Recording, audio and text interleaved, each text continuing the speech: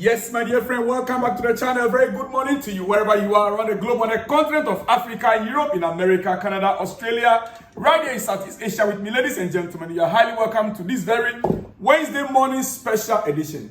Yes, it is Wednesday. It is midweek.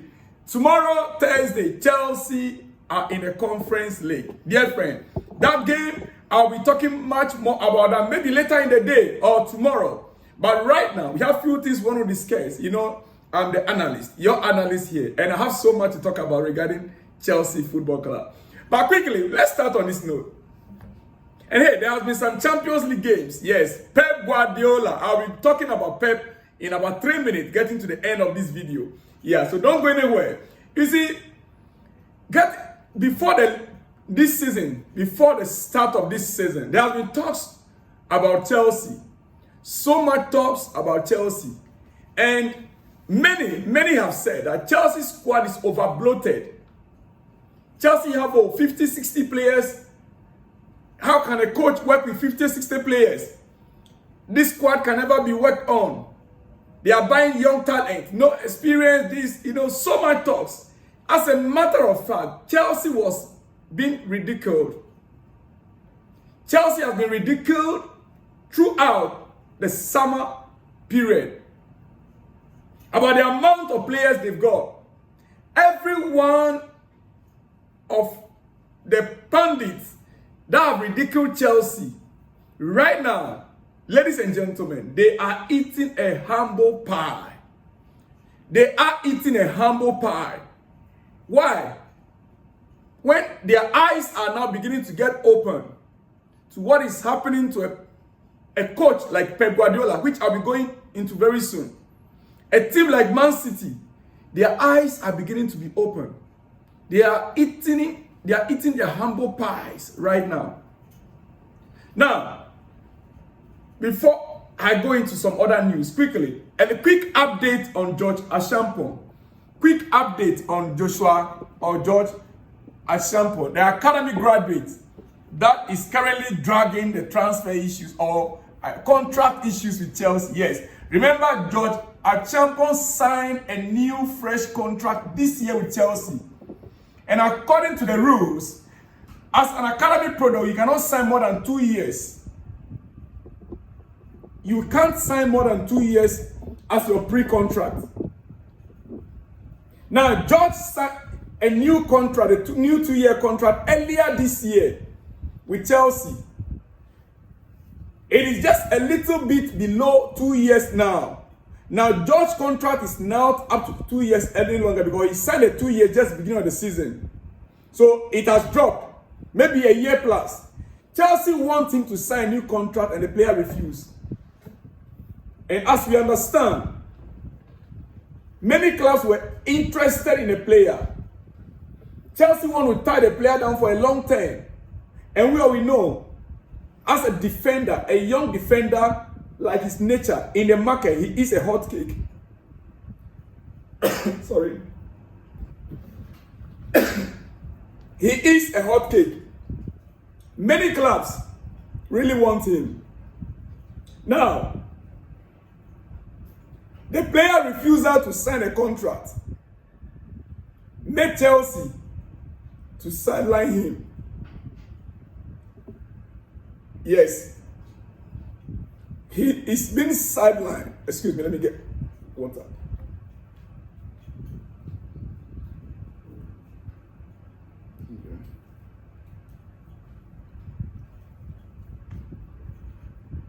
Yes, Chelsea have currently sidelined the player. He's been left out of the first team squad and he's not even been allowed to train with the reserve team. That is the current situation with George Acheampong. But we understand the latest news coming up is that there has been a great progress made. Progress has been made on Chelsea's side. Chelsea are really pushing and talks are ongoing with George Acheampong's team. They don't want the situation to drag on. Chelsea do not want this situation to drag on between the club and the player. One area where progress has been made is Chelsea presenting a potential idea for a loan to Strasbourg in the future. In talks, Chelsea presented this idea to the player. Now, this was initially a stumbling block. This was initially part of the challenges that Chelsea had. The player was not willing to go to Strasbourg in France, as it wasn't desired by the player, according to our sources. But we are being told now, the news coming out now is that the player is now more open. The player is now more open for the deal. And there are a lot of clubs interested in Acheampong, and it's part of the reason why he doesn't want to go to Strasbourg. Big clubs like PSG, Real Madrid, Dortmund, and Liverpool are all interested. Even Bayern Munich are also interested. That is why the player is not agreeing to the terms. Especially, he's not happy about going to Strasbourg. Chelsea currently are promising the player immediate first team minutes.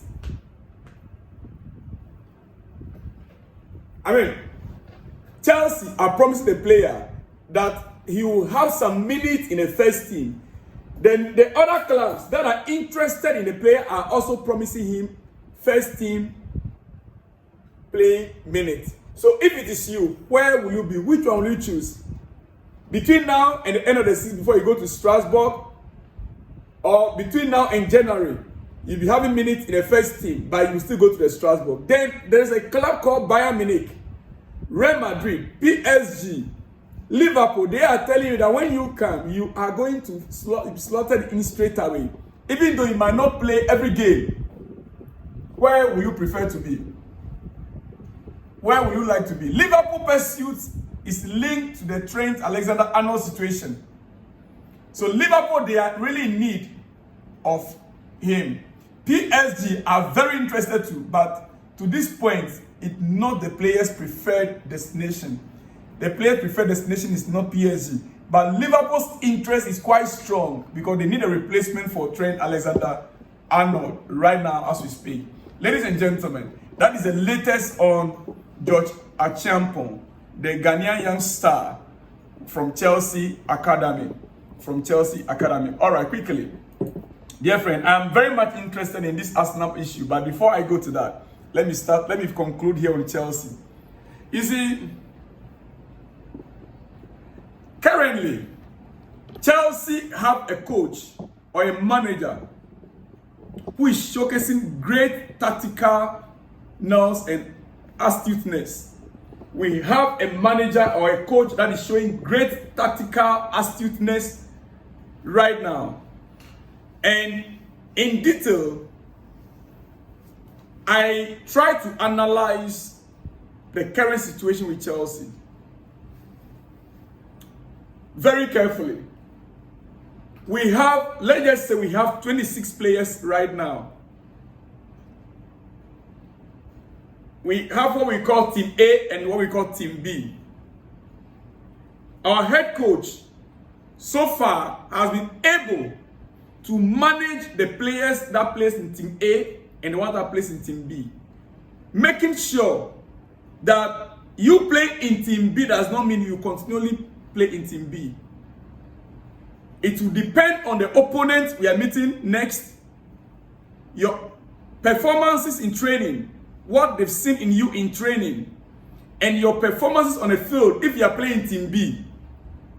That will warrant the need for them to call on you for the next game, which is in the Premier League.